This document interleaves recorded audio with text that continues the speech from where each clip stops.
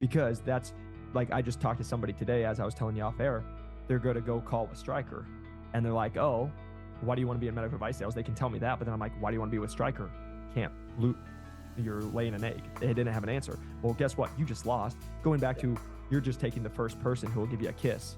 You're not like really doing your research, right? And so to everybody out there, like Jason's saying, what people don't understand about sales is it's chess, right? It's not checkers. It is chess. You are playing chess, but like, it is my job when I'm going into the interview process, or it is my job when I'm going to meet with a surgeon. I already have an idea where the conversation is going. Now, don't get me wrong. There's a chance that there's a curveball in there and we gotta audible during the time, right? But I should already have an idea of where I want the conversation to go, what I need to have laid out so they can understand it, and then make sure to bring it back and close it. And if you can't do that, that's exactly what Jason's saying. A lot of times these managers, two things. A, they're not gonna ask you the questions. They're gonna just try to wrap it up as fast as possible. And many people are just like, oh, it was going so well, so I didn't wanna say anything. And then number two is, I can sit here and tell you, our people talk to regional managers. Some of these regional managers give the absolute worst interviewing advice I've ever heard in my life. And they literally are the people doing the interviews. I've been with people, like in my own process, I've been in processes where I sit down and I'm like, what's the app plan? And the regional manager gonna tell me. That is one of their only jobs, right? So right then and there, I knew I was not gonna be working with that person. But what I'm just telling you guys is who you're learning to. But a lot of times these RMs, these regional managers, they don't even know. So it goes back to the surgeons when I'm selling my product. A lot of times they don't know what they don't know. So I need to make sure if I'm selling myself that they know by the end of this interview. Do you offer resume help? Yeah, we do. Yep, we do resumes, cover letters, LinkedIn, all that. It matters. It really does. I haven't seen what I would call a terrible one lately. Some are better than others, but I haven't seen a terrible one lately. It seems like everybody's doing their homework and up in their game, so that's good. I do see people struggle, especially if they're new.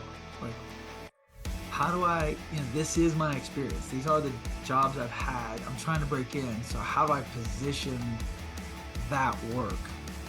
And unfortunately, it's like, well, this is what I did there.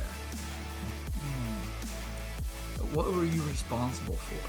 What did you accomplish there? And what did you do there? And how does it relate to what you're about to do? That's what we continue to take that experience of, like, how can you take that to what you do? And this is what we teach. This is how we have so much success getting 3 people hired just last week. Is most people don't know how to play the game. That's why they don't win the game. If you don't know how to play, it's a challenge. The last thing I would say is, this is sales, but it's MedTech. Yep.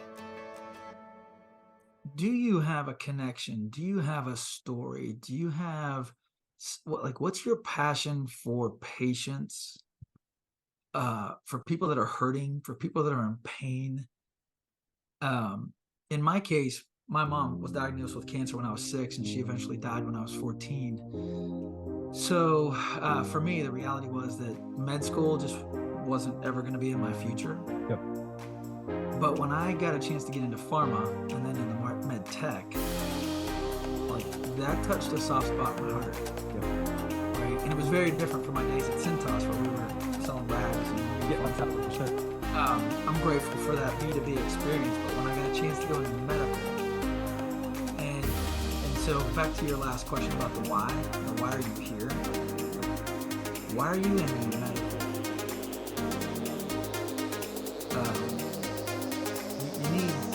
You need something under the hood. You need a fire inside. You need a connection. And then in the interview, you need to bring that across. You need to explain that. Like, this is why I want MedTech. Yep. Come on. And I'm going to just touch on this. This is where I get the most passionate. Everybody, hey, what's your why? Whether they're in or they're not, they're trying to break in. You want to know why? When I know everybody's trying to break in, I want to help people. Great. Everybody wants to help people. But what is your why? Why are you here? Why you can go help people? One of the best things I got told was, you're a personal trainer. You're already helping people way more than we help people. That was a comment from a regional sales manager at Medtronic, right? The reason I'm telling you guys that, what is your why? Why are you in this interview? Because I will sit here and tell you, right, what Jason just said. You saying I want to help people and financially is going to help me out, compared to Jason saying, I lost my mom to cancer. and has an actual story and it relates to his life and how he knows he's going to be selling products that might be able to sense that where it doesn't happen or they can change it, that's the difference, guys. That's what you all need to hear, and I'll say it one more time for you all. Why is not, I want to help people and I want to make money. That can be a piece of it. That can definitely be a piece of it. But if your why is just, I want to help people, that's not a good enough story. Who's been in your life? What has happened to you? Did you have a surgery? Did you have a grandparent you lost? Your mom, your dad, someone who's close to you? Like, I can sit here and tell you, I lost my buddy to brain cancer. You know what? I have a pretty dang good story and passion to go into after this. If I want to go into brain, go into neuro for anything, because I lost my best friend to it. And now that I can sell a device that I never have to watch anybody go through what we did, that's why you guys do it. You just think, I can make some money, I can drive a nice car, and I can sell something that'll help people. It can be, you're selling to salespeople. They can see that.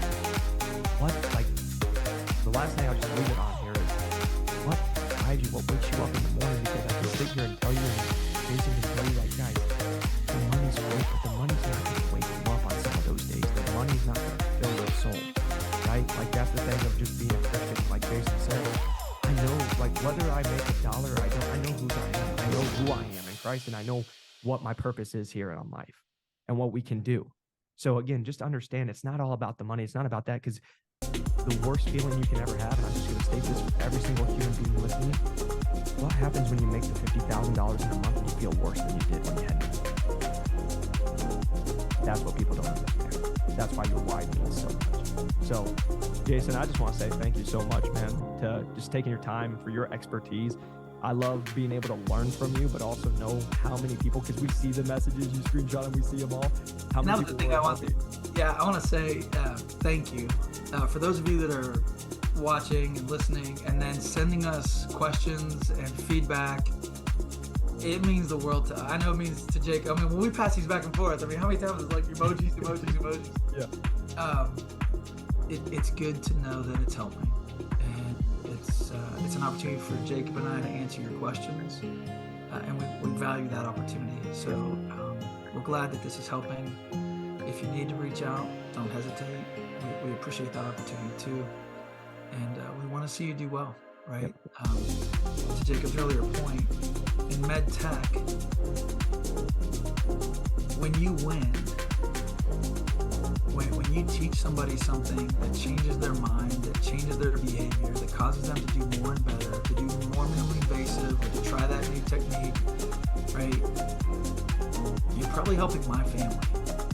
Somewhere in this country, like one of my relatives is probably going to be impacted by what you're doing, by what you're selling. That win today with that physician or that nurse or that OR director, like, we need you to win, and we know it.